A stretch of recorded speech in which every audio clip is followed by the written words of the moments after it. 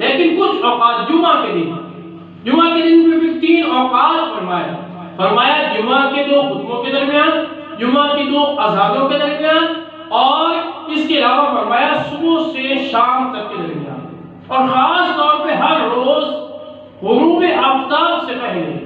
اس کا بیان بھی آتا ہے حدیث میں کہ غروب آفتاب سے پہلے کا جو وقت ہوتا ہے یہ بھی بہت قیمتی وقت ہوتا ہے، اور جمعہ کے دن میں خاص طور پہ۔ تو اب ان 3 اوقات میں 2 خطبوں کے درمیان، یا 2 اذان، جمعوں کی 2 اذانوں کے درمیان، یا صبح سے شام تک کے درمیان، یہ وقت قبولیت کا وقت ہے۔ اسی طرح تہجد کا وقت، روزے کے افطار کا وقت، یہ ایسے اوقات ہیں جن میں دعائیں زیادہ قبول ہوتی ہیں۔ اسی طرح شعبان کی 15ویں جو شب ہے، اس میں بھی یہی ہے کہ فیصلہ ہونا ہوتا ہے، یہ بھی قبولیت کا وقت ہوتا ہے۔ اور اب اس وقت میں خصوصاً اللہ تبارک و تعالی کی بارگاہ میں عبادت کا اور دعاؤں کا اہتمام ضرور کرنا چاہیے۔ اور اگلی بات حدیث میں آتا ہے، اس کا مفہوم ہے الدعاء مخلص العبادہ۔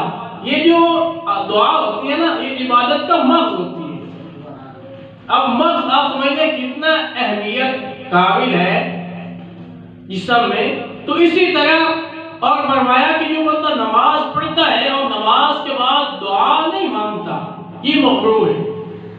جس میں فرمایا کہ جو بندہ نماز پڑھتا ہے، نماز کے بعد دعا نہیں مانگتا، تو یہ تکبر کر رہا ہے، یہ مغروری کر رہا ہے، اس لیے یہ سمجھتا ہے کہ اس کو کسی چیز کی ضرورت نہیں ہے، یہ سمجھ لیتا ہے کہ ہر چیز میرے پاس ہے۔